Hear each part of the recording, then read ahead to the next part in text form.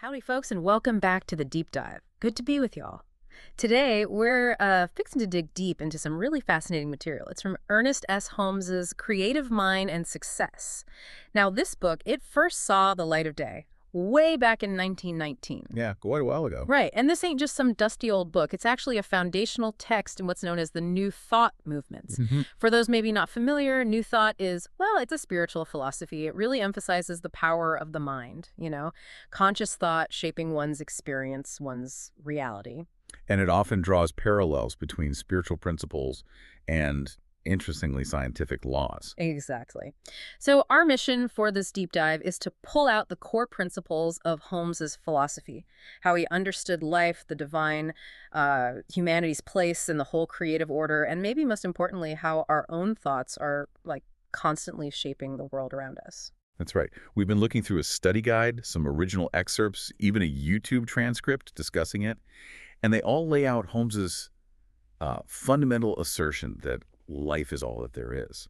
It's a pretty profound exploration, this connection between mind, thought, and, well, manifestation. Yeah. And what's really captivating, especially if you appreciate, spiritual texts, is how he weaves in references to biblical figures and concepts. Oh, interesting. How so? Well, he doesn't treat them like traditional theology, really.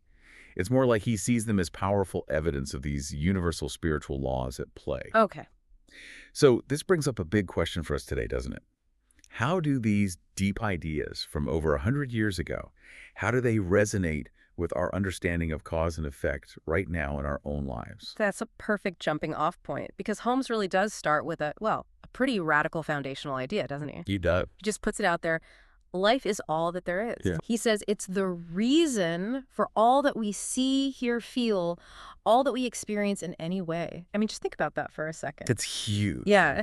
He's talking about a complete, unified universe where, everything, every blade of grass, every person you meet, it all springs from this single, conscious, self-knowing life. And crucially, it isn't physical or material in the way we usually think of it.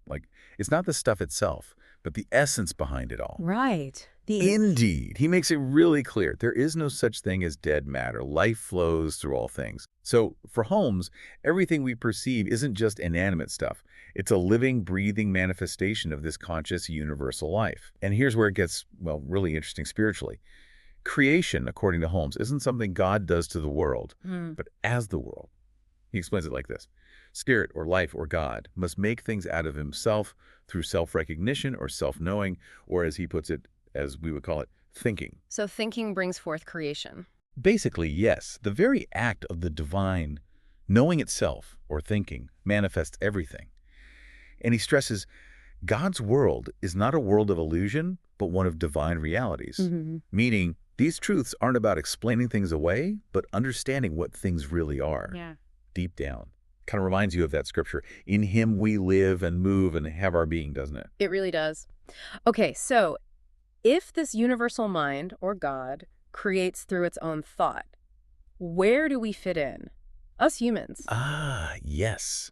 A key question. Holmes gives a powerful answer here, one that really shifts your perspective. He says that man is made out of God and partakes of his nature, that we're each a center of God in God.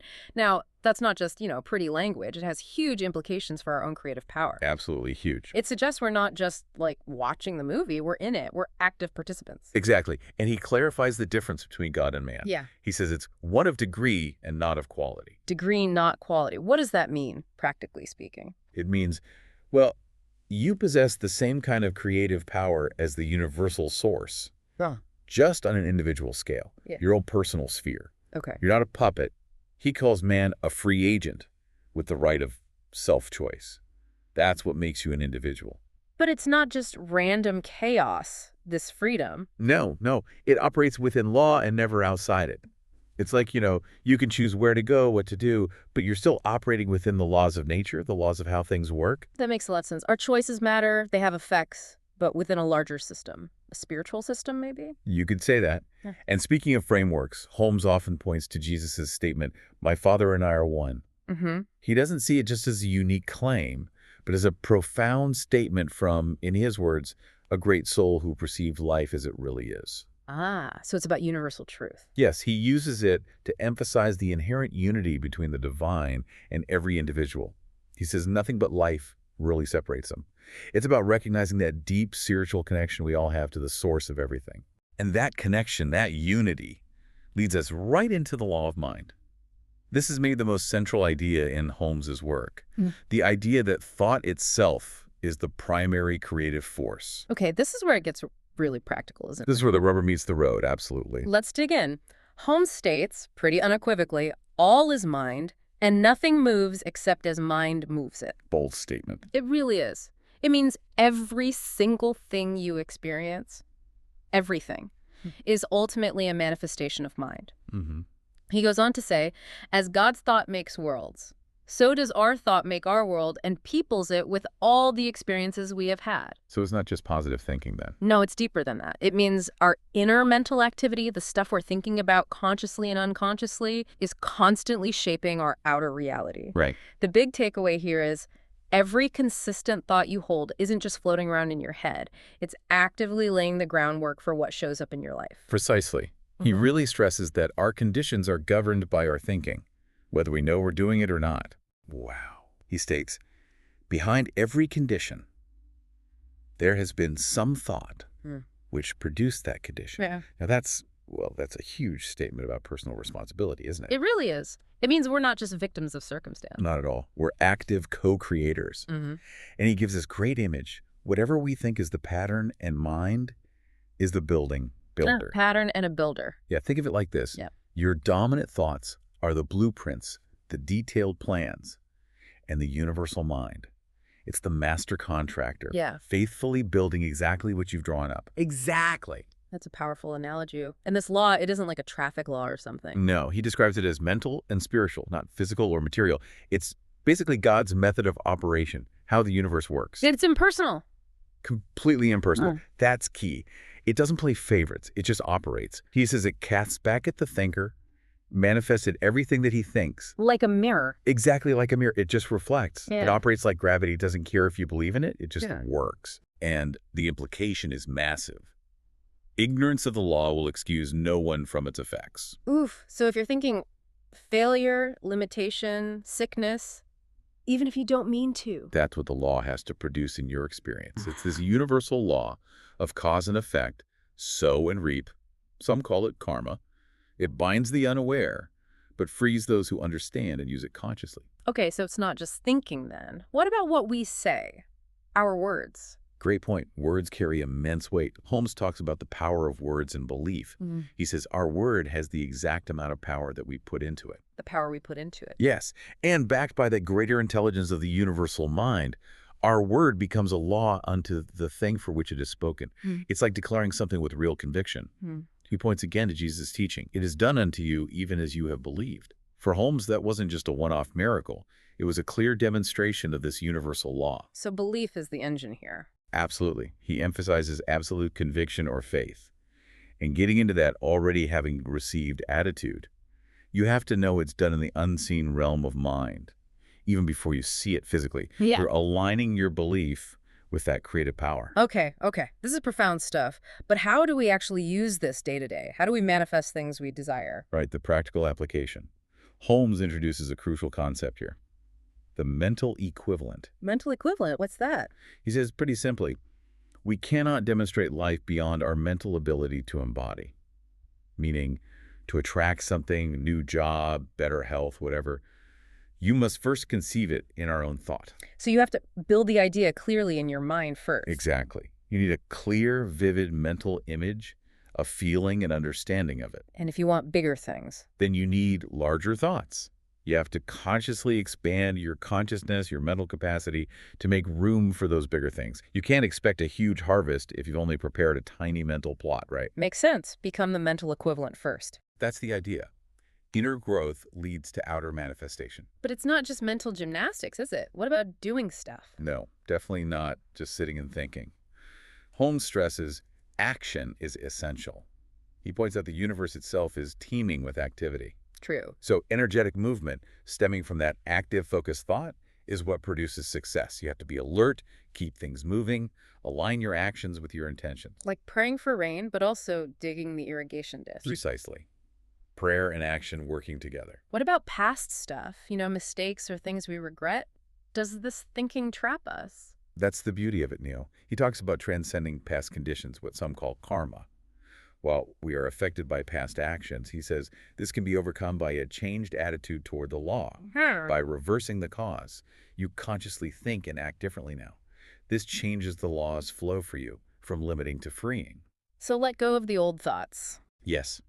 Drop the undesired thoughts. Forgive yourself, forgive others, and just start fresh with a positive, clear mental focus. He also really emphasizes universal love, seeing the good in people to align with what he calls the law of divine love. He gives some practical examples too, right? Like for money. He does.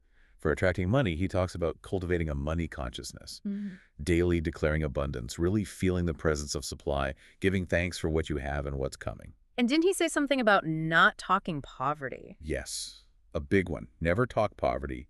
Don't dwell on lack. Affirm abundance.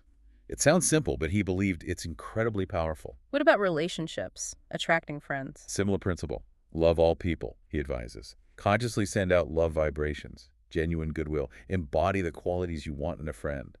He even says, refuse to see the negative side of others. Focus on their good. It's that like attracts like idea again. Be the friend you want to attract. Okay. And for guidance, when you're stuck. For guidance or inspiration, his method is pretty clear. Be quiet.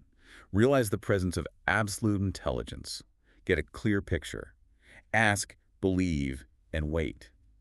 Trust the inner voice. Exactly. Trust that inner leading, that intuition, or sudden insight. He mentions people like Edison, seeming to pull ideas from the mind of the universe, or a businessman he knew who found success through quiet contemplation and receiving an inspired plan. It's a tapping into that deeper wisdom. That's fascinating. He also had some advice about keeping quiet about goals. Yeah, that's an interesting practical tip. He suggested keeping big goals private, at least initially, Why is that? to shield them, to prevent others' doubt or negativity, even well-meaning worries, from confusing or weakening your own positive thought stream while it's still forming, like protecting a young plant. Protect the mental pattern. Okay, now what about challenges? It can't always be easy. No, and he acknowledges that. Often, he says, negative conditions come from our own unconscious fears or doubts, things we're not even aware we believe deep down. Uh-huh. And what are beliefs we pick up from society? Right, he called that race consciousness. Not about ethnicity, but about those pervasive, limiting societal beliefs about scarcity, sickness, limitation that we all absorb. Things like, money is hard to come by, or that's just the way things are. Exactly, those kinds of things. He says we overcome these by consciously, deliberately affirming a higher truth, abundance, health, possibility, regardless of what the collective might believe. And doubt itself. That's a big one. Huge obstacle. He quotes, ask in faith, nothing doubting. He believed doubt acts like an antidote. It will neutralize or destroy whatever helpful thoughts they have set in motion. Like digging up the seed. Precisely. You got to let it grow in fertile ground, which is faith or conviction. And this isn't a one-time fix, is it? No, definitely not. He talks about no stagnation, constant enlargement. We can never stand still in our thought, he warns. Growth requires continually enlarging of consciousness, always seeing a bit beyond where you are now. No stopping place. No stopping place in mind, he says. The universe is infinite, so our potential for mental and spiritual growth is too. It's a call to lifelong learning and expansion. That requires real persistence, then. Absolutely. A persistent, firm determination to think what we want to think, regardless of all outer evidence to the contrary. And crucially, never again contradict the fact that we have stated in your mind. Stick to your vision. Hold the thought. Hold the thought. Hold the feeling. He used examples of older people achieving great things, right? To show it's never too late. Yes, powerful examples. Amelia Barr writing books after 53, Mary Baker Eddy starting major work at 60. His point was life is consciousness and not years. Consciousness, not years. I like that. It means opportunity and creativity aren't tied to age. If your mind stays active, vibrant, and focused on growth, it's never too late. So wrapping this up, what's the core message for you, the listener? Holmes's work, it really seems to argue that mastering your thoughts is the key to mastering your life, leading to freedom, abundance, peace. It's a profound call, really, to recognize the creative power you already have, this divine spark within, and to consciously work with these universal laws. And that brings us back to that key question, doesn't it?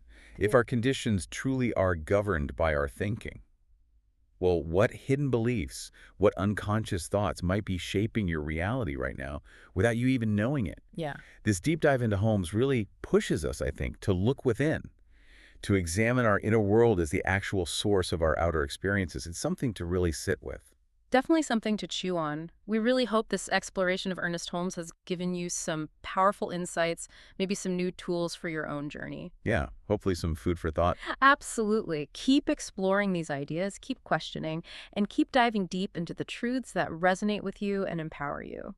Thanks for tuning in. Yeah, thanks for joining us on the deep dive. We'll catch you next time.